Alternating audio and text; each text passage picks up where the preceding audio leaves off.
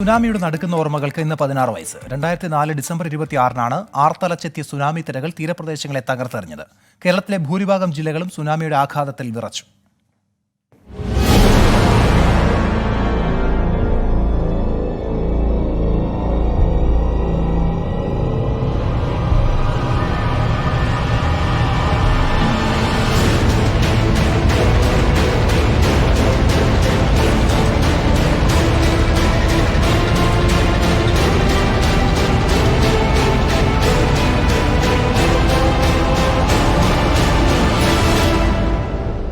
ഇന്തോനേഷ്യയിലെ സുമാത്ര ദ്വീപിൽ ഭൂകമ്പത്തെ തുടർന്നുണ്ടായ കടൽത്തിരകൾ രാവിലെ 10:45 കേരളത്തിന്റെ തീരപ്രദേശങ്ങളിൽ എത്തിയത്.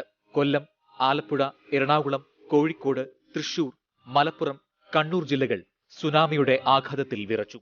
കൊല്ലം, ആലപ്പുഴ ജില്ലകളിലാണ് കൂടുതൽ നാശമുണ്ടായത്.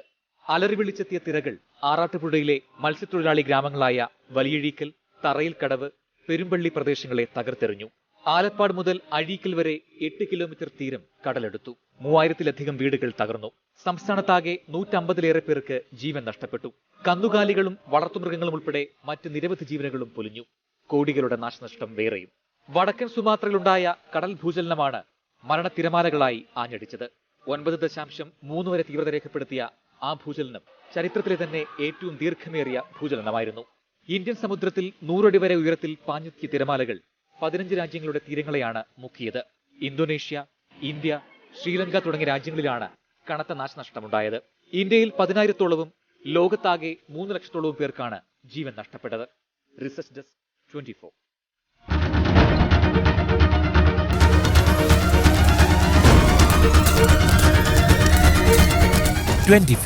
2 വർഷത്തിന്റെ നിറവിൽ